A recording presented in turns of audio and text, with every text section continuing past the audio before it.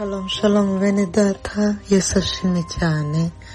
Imana ishimwe yongeye kumpa akanya kugira ngo twongere kuganira ku ijambo ryayo. Uyu munsi twasomye mu Bami ba kabiri igice cyaho cya 25, dusoma no muri Yeremiya igice cya 23 na 24 na Yohana ibice 19.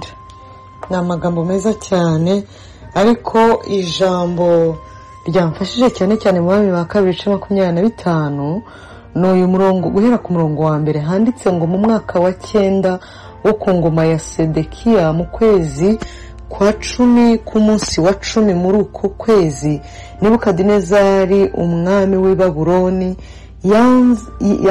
yazanye ingabo ze zose atera Yerusalemu arahagerageza bubakaho ibihome impande zose, nuko bagota uwo murwa kugeza mu mwaka wa 11 ku ngoma y'uwundi mwami Sedekiya. Ni ukuvuga ngo Nebukadinezari ashobora kuba yaramaze imyaka 10 ku ngoma, ariko ndashaka kuvuga ku kintu cyitwa igihome. Nebukadinezari umwami w'Ababuloni yari afite imbaraga atera Abisirayeli. Mwibuke yuko Abisirayeli iyo babaga bakiranukiye Imana banejeje Imana, nta bwoko na bumwe bwabashaga kubahangara ngo bugire icyo bubatwara. Igihe cyose bahoraga banesha, bahoraga bafite intsinzi. Ariko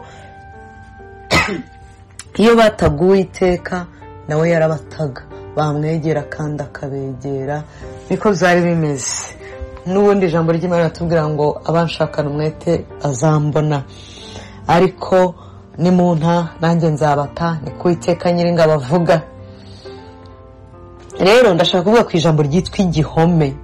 Nebukadinezari umwami w'Ababuloni yateye i Yerusalemu ngo yubake igihome ku nkingi z'uwo murwa. Iyo ukomeje gusoma ubona ukuntu icyo gihome yabubatseho cyatumye basonza, bagira inzara, ndetse abafata amateka arabajyana. Abami bamwe arabica, ibikomangoma arabyica, abica nabi, arabangiza. Nebukadinezari umwami w'Ababuloni yagiriye nabi cyane Abisirayeli, ariko kuko yari abafiteho autorité, yari abafiteho ubushobozi, kubera kiriya gihome yari yabubatseho. Iki gihome biratubwira ngo iki gihome yabubatseho yubatse ku nkike z'i Yerusalemu, cyari yabagotesheje, cyatumye ntawe ubasha gusohoka cyangwa yinjira, ahubwo yabageragaho ububasha n'ubushobozi bwose. Hari ibintu biza bikatugiraho ibihome iyo tubaye mu ntege nke, umwanzi atugiraho autorité iyo tumuhaye urwaho. Imana idufashe kugira ngo tubashe gusenya ibi bihome umwana Satani agenda yubaka, ibihome byo mu bitekerezo, ibihome by'intekerezo mbi ziri negative, ibihome byo kwiganyira, ibihome byo kwiheba, ibihome by'ejo nzamerane, ibihome byinshi cyane byo gutekereza gusa muri negative. None ugasanga umuntu ntabwo akibasha kureba ubwiza bw'Imana kubera ibi bihome by'uburyo butandukanye bitwubatse. Ariko Imana igufashe kandi Imana imfashe nange, Uwiteka tugirire neza kugira ngo tubashe kumenya ibihome biri gutuma tumera nk'abari muri prison, tumera nk'abafungiwe ahantu. Uyu munsi si Nebukadineza wubaka ibihome, ahubwo umwana Satani yubaka ibihome binini, the strongholds niko mu Cyongereza bazita, z'imibabaro, z'agahinda, z'ibikomere. Ariko ndagutangariza uyu munsi wa none ko Data wa twese adukunda kandi atwitayeho. Ibi bihome umwana Satani agenda yubaka around us cyangwa ku mpande zacu, dufite Yesu usenya ibyo byose.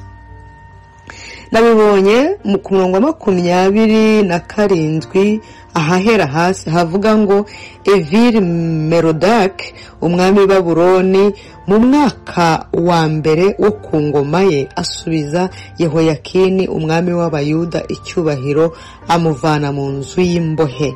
Ku murongo wa 29 ngo amukura mu myambaro y'imbohe amwambika imyiza, akajya asangira nawe iminsi yose yo kubaho kwe. Imana ishimwe cyane.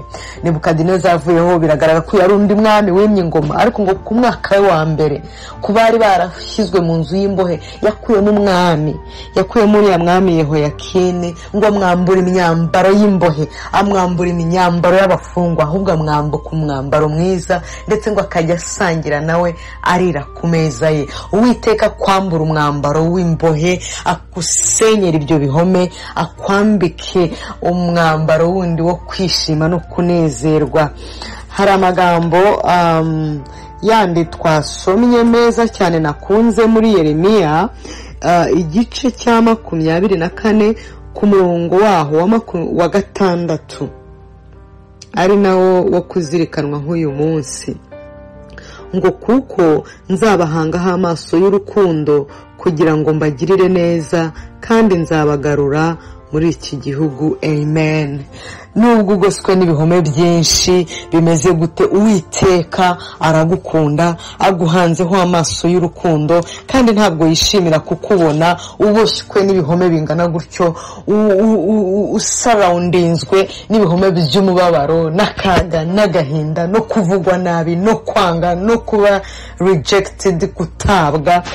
Niyo mpamvu yatanze Yesu umwana wayo akunda cyane kugira ngo aze kudupfira. Aribyo twasomye mu bice bya 19, tubona urupfu rwa Yesu, ukuntu yatubabarijwe, ukuntu yabambwe ku musaraba, ukuntu bamuteraganye, ukuntu bamufindiye imyenda. Byose nabivugaho natinda, ariko amaso y'Uwiteka kuriho. Urupfu rwa Yesu rubasha gusenya ibyo bihome byose, rukabinesha, rukabirangiza. Imana ibahe umugisha, mugire umunsi mwiza, ndabakunda. Bye bye.